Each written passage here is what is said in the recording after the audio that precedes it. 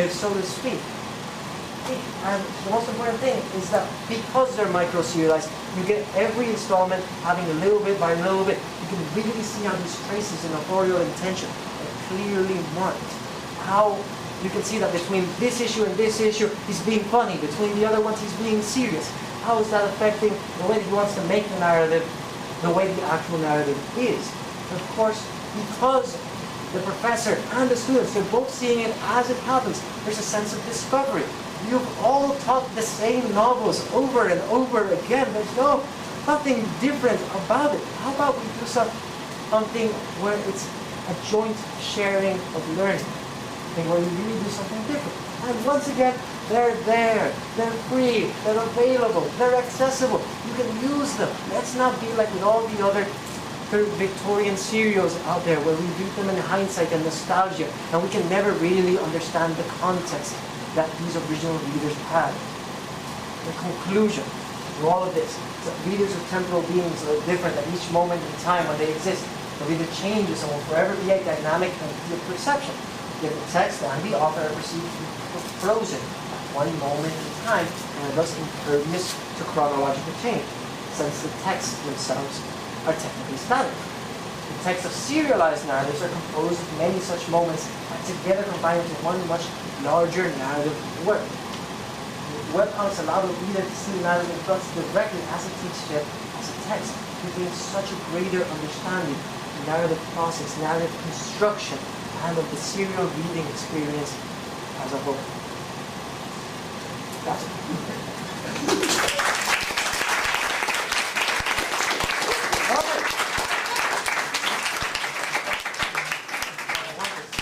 Okay, so questions about the thesis. Every other question I will save for later. Come on, I know some of you want to ask something cool. But I just have one. Sure. I've used Thesis Webcomics in a few of my classes, one of my graduate classes for my research. And one of the reasons I use them, and I love the idea of using the web-based comics. However, I'm sorry, I love the idea of using the web-based comics. However, many schools may have computers, but they often don't have the web. So that's just a slight tension in terms of, obviously they're very significant and they could be used in many schools. However, many schools don't have the resources to actually use the web-based comics. At the very least, one of the big things I used for many of these images was I just copy-pasted the image, and they let you do that. You can just copy-paste the image, take it on a USB or whatever, and then just place it at the beginning of the class where there's computer available. And besides, at least for older students, there's tech labs in the library. They've got smartphones. They can read it whenever they want. So I'm saying the resources are available. If you really want to see these comics allowed, then they're doing it. And people that say they don't, well, they're apparently not getting the message about doing WebCT for all of their classes. So, come on. Firing squad, come on, take it. Yes, we should. Gabrielle, thank you very much for your presentation. Personally, I'm very interested in how texts on the web are impacting traditional forms of publication. And I was wondering if you had noticed in your exhaustive study of webcomics anything that seemed to be trickling out and impacting more traditional means of publication. I know that there's one of the guys I studied, Brian Clevenger, he's actually started out doing a webcomic called Pt.4.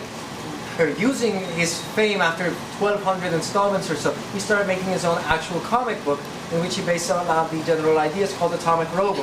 And that one's been pretty famous. I think there's a movie deal that's coming out. He's making a lot of comics for Marvel now. So you're going to see that at least the writers, they're going in between the two mediums, they're changing it up. But beyond that, you're also going to see that a lot of the comics themselves are going to try and use more multimedia type of accesses. They're going to use an accompanying website. A lot of forms of serial posts are going to have their own types of forums. Every type of television show you can imagine probably has a forum from right now. And you're going to get that community experience of reading within not just webcomics, but other forms of serials as well. From your centered research that you have done, what grade, since you're saying that this has an application for education, what grade were you thinking, like, okay, this could be for 9th graders, 10th graders, or university students? I specifically, in the back of my mind, had it intermediate English because that was the class that I taught. And if you remember, two of your classmates actually were very interested in the webcomics, and I told them you should just read them. And they read all of the installments in like 2 weeks, and he'd come to class early and we'd discuss the webcomics. And I actually put that in the pedagogical implications. The fact that you can inspire these students to read something beyond the class, and they're going to eat it up, and one of them wants to write his own webcomic, the other one got really into fantasy literature. So you're pushing them to do more than what the class is. And when we teach, we try to inspire. So that worked, at least for those two guys. But yeah, you could do it with other forms, but since a lot of webcomics are more for an older audience, at least this one is specifically PG-13, you're going to get a lot of them more, at least 9th grade and above.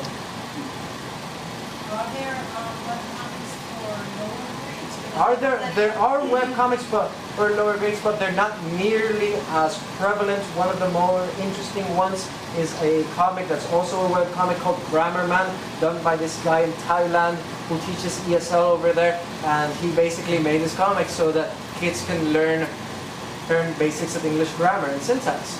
And he posted about 20-30 issues online, and they've been translated to something like 20 languages. Okay, so that's a big example, but I know that if you go online, there's several webcomic directories, and they will say like, these are specifically for kids, these are specifically for weirdos, these are for everyone else. Come on, don't be shy now, I know you want to.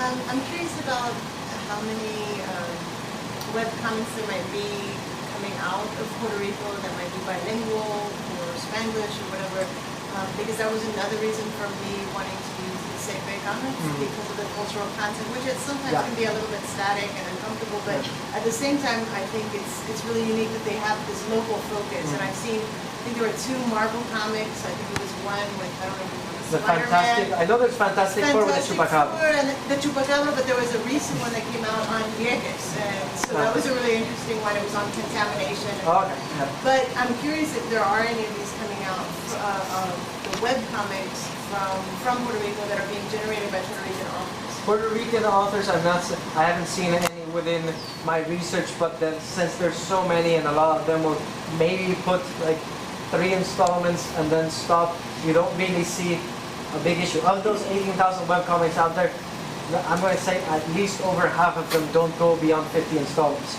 So that's why a lot of them really don't work within the academic settings or the narrative expectations that I've placed within these others. So you really have to like dig through a lot of them, and just between you and me, most of them aren't very good. And how do you see it progressing? How do I see? In the next few years, how do you see that electronic? I'm going to say that at least any type of activity within the literary canon is always actively adapting itself. And you're going to see that at least over the last 20, 30 years, there's been a higher focus on minorities, women's literature, queer studies, all of these things that go away from the norm, but you don't really see it going beyond the traditional print text. My imagination is that they're going to go beyond that, and they're going to start putting in there some more digital text, and among those I hope webcomics. So I know that among graphic novels, we've got some sort of rep thanks to Mouse, which actually won a Pulitzer, and it's just a giant graphic novel about the Holocaust. And that was like in '96, so there's some good material out there.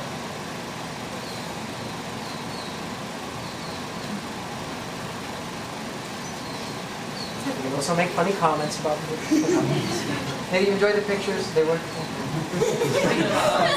I like the colors. I have a question. Sure.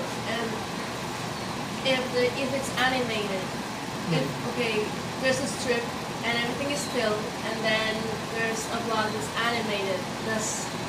You can translate that to Print? No. Exactly. So then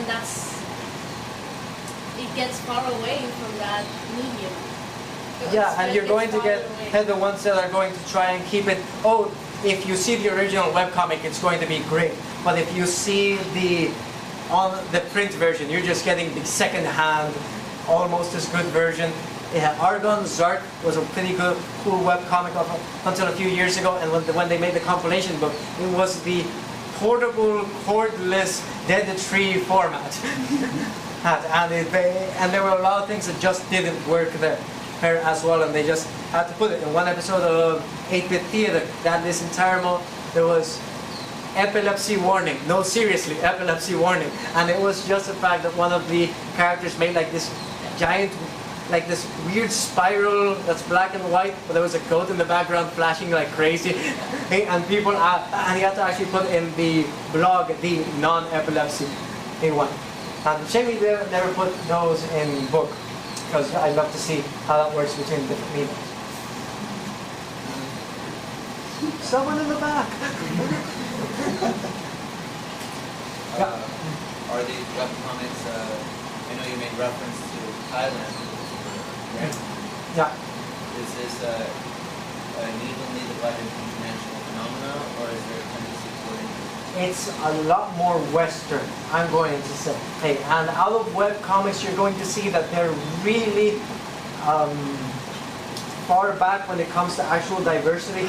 It's something like 90% are just middle-class white guys writing these webcomics. Female webcomic cartoonists are pretty rare. Minorities are even rare outside of standard Western culture. You don't really see them to be that common. But for example, Order of the Stick is read in Australia, Germany, and all of these other places, at least from what I've seen with the forum people. Sure. Could you just, so the audience has a sense, what's the readership? Who reads the Order of the Stick? What kind of numbers are you talking about? At the very least, according to the last unofficial polls, I'm going to say there's around 600,000 unofficial readers continually over now.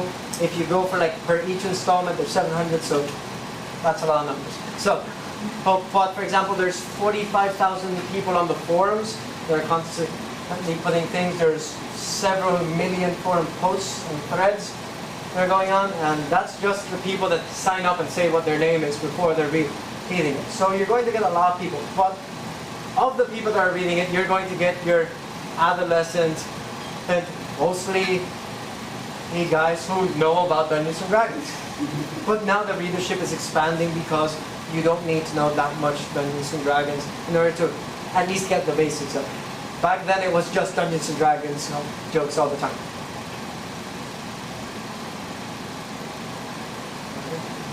Come on, few more questions, I don't want you to leave. We have about time for one more question if anyone has one.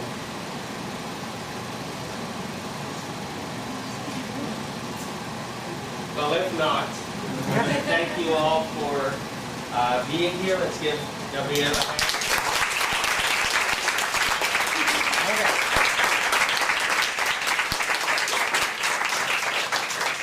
Internet, you can ask me questions on the bottom of the YouTube video. Seriously. Unfortunately, I must now ask